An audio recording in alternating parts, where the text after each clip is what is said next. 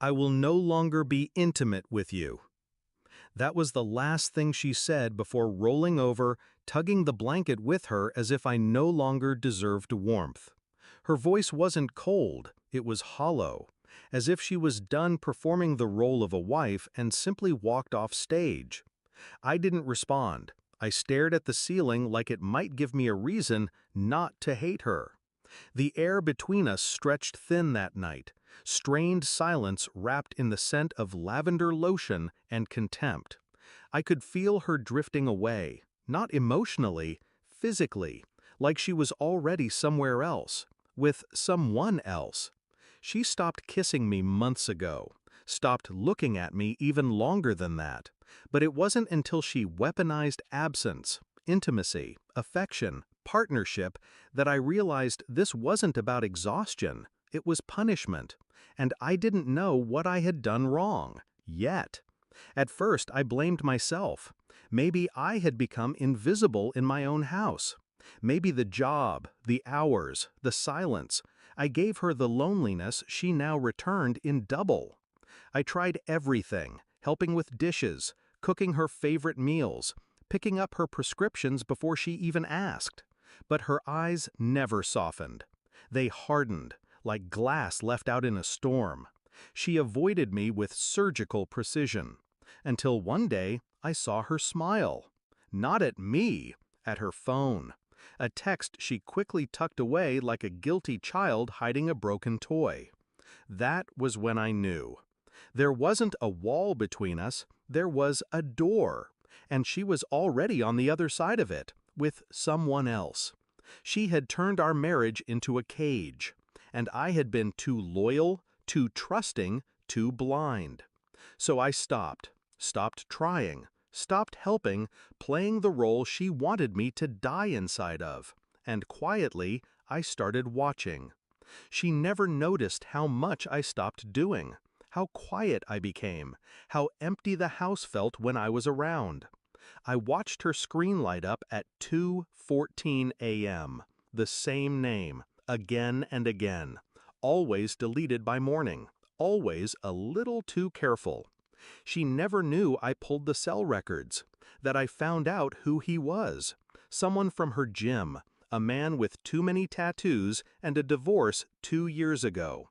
She never knew I started recording phone calls, or that I had a friend in IT retrieve deleted messages. And I never confronted her. Not yet. I smiled, I nodded, I played dumb, because timing is everything. Revenge is never loud. It waits, calmly, like me. The truth came in black and white. Phone logs, message transcripts, a shared hotel reservation under her maiden name. She thought using a different email would protect her. She forgot I built her laptop. I knew every password before she did. I waited until her birthday. A dinner, candles, wine she liked. She walked in surprised, smiled, thinking maybe I was still trying. I handed her a small white envelope. She thought it was a gift. It was. She opened it and froze. Photos, messages, screenshots, printouts, evidence. A curated gallery of betrayal. She didn't speak. Her lips parted, but nothing came out. She blinked twice, then looked at me, waiting for rage. I gave her nothing, just a long, hollow stare.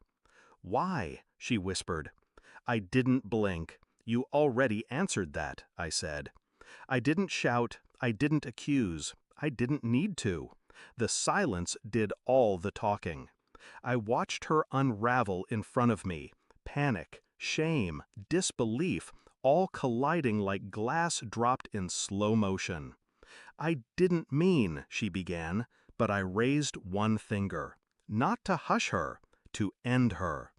"I moved out this morning," I said quietly. "The lease is already signed, utilities transferred. My lawyer will be in touch." She staggered a step. What about the kids?" she choked. "I've already filed for custody, full custody." Her jaw trembled. I need help. I can't." "I know," I said. "You made that clear. when you said you'd never be intimate with me again. I realized I don't owe you anything. A pause. I used to love you, deeply, but love doesn't survive in a grave. She broke down. I walked out. She texted, she called, she begged, all unanswered. My new apartment is quiet, sparse, clean, but it breathes. It doesn't suffocate like the house we shared. Sometimes I wonder if she thought I'd fall apart, if she thought withholding affection would control me. She misunderstood the kind of man I am. I don't break. I observe. I adapt. I survive. She turned love into a weapon, so I took away her power and left her holding the blade. Now I sleep soundly, alone, but free. She wanted control, so I gave her silence.